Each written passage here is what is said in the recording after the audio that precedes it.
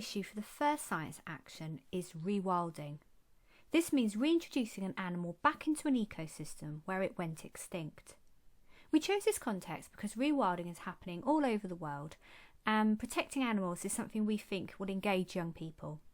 It also fits the science curriculum as it links with the topic of interdependence, which is taught in all curricula. Here's the structure of a science action. There's 4 parts, and it starts with care, and this is where students get engaged with the challenge. And in this stage, they'll have the discussion at home. Know happens in 2 different stages. Know 1 is about applying science ideas, and Know 2 is where students will learn a new skill. And finally, we've got Do, and that's where students create their output. And for each stage, there's a separate activity. So Mastery Science has created resource materials for all the activities and for all the participants, and you can download drafts of some of those now. The main challenge to get teachers to use rewilding is to show them that it justifies using precious curriculum time. The topic of interdependence is part of most national curricula, particularly for ages 11 to 14. But rewilding can easily be adapted for older students, and it's also possible to adapt it for younger students. So here's how rewilding fits around into the usual teaching of the topic. The yellow sections are what the teacher normally teaches, and then the green sections are the extra science action activities, the care, the know and the do. There's some flexibility in how teachers can use rewilding. First, they can choose to miss out one of the know activities, or they can use both know activities together after all the teaching. And some students are not going to be confident enough to use a whole action at once, and they can just start off by using 1 or 2 of the know activities.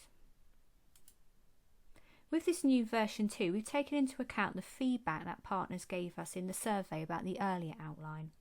So we thought more deeply about the roles that teachers, students, parents and scientists will take, and we've added more opportunities for students to undertake extra research. We've also added in opportunities for students to consider viewpoints of stakeholders such as farmers and businesses, and we've made it clear about what you need to do in order to localise. So the first stage is care, and we've named this Rewild Britain, and you can insert your own country there. We want care to create enough motivation that students will be looking forward to solving the challenge in the do activity at the end. And one way to do this is to get students to choose which animals to reintroduce right at the beginning with the help of their family. The participants in this task are the teacher, the students, the scientist and the family. So the teacher leads the care lesson. They're going to introduce the issue and the overall challenge and set the discussion task for home.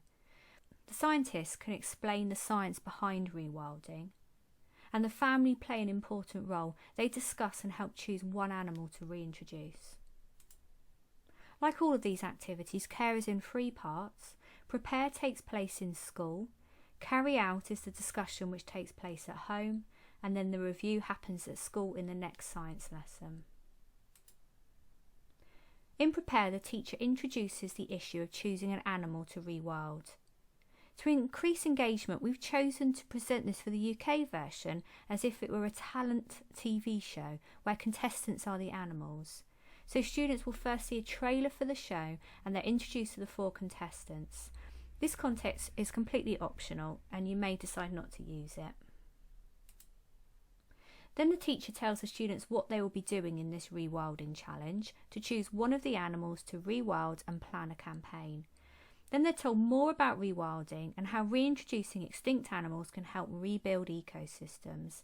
And this can be done by watching another video, listening to the teacher or the scientist. And if the scientist is an ecologist, they can give some insight into how this fits into their work. The care task is continued at home. The task is shown on the instruction sheet, and this provides a small amount of information on rewilding, the names of the 4 contestants and the instructions for the task.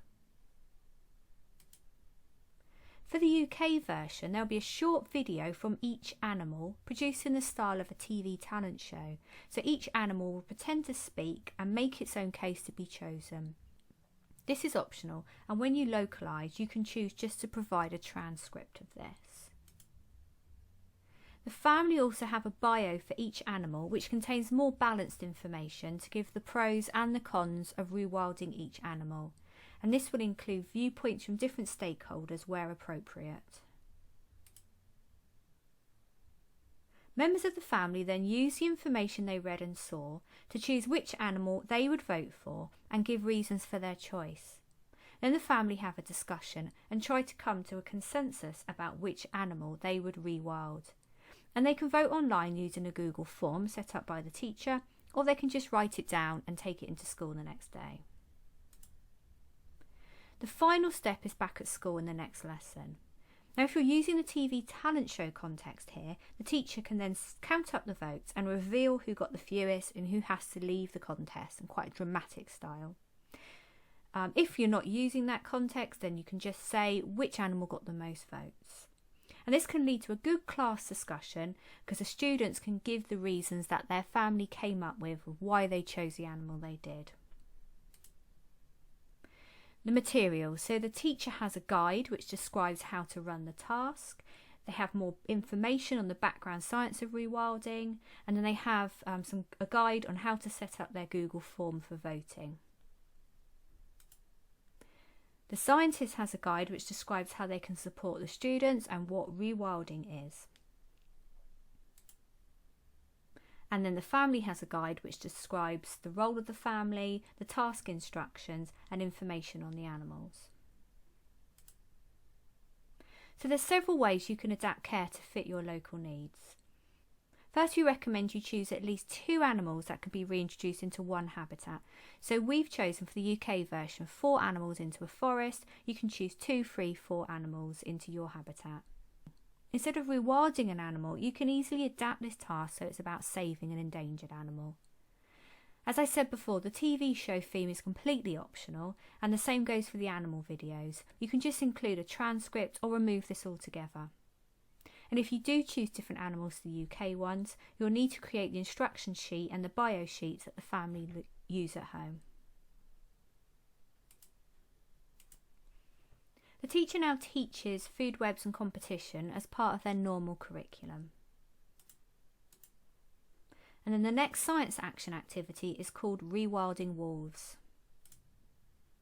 This task happens then after students have learnt the science ideas on food webs and competition, and it gets them to use that science to apply it to the context of wolves.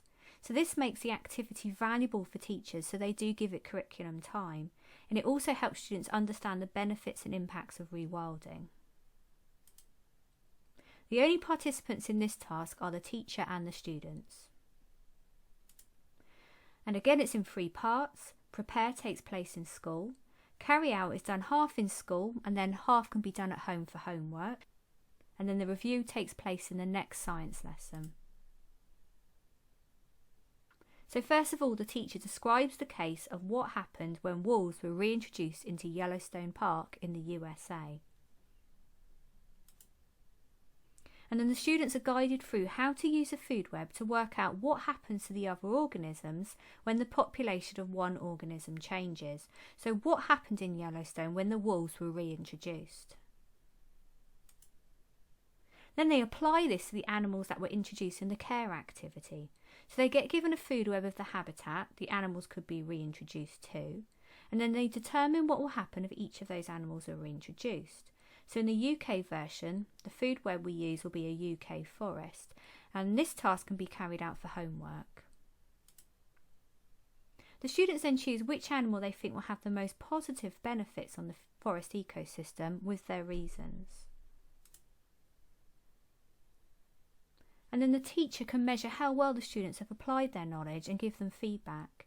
And to do this, they use an assessment rubric, which we will supply, that shows different levels of understanding and model answers for each of those levels.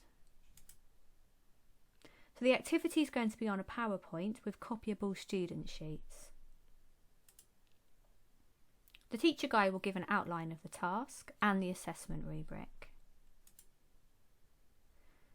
So how you can localise. As well as translating the materials, you'll need to supply a food web of your chosen habitat, plus edit the assessment rubric we supply so it matches the animals in your food web. The teacher then teaches about environmental factors as part of their normal lessons. And then the next science action activity is called Return of the Beaver.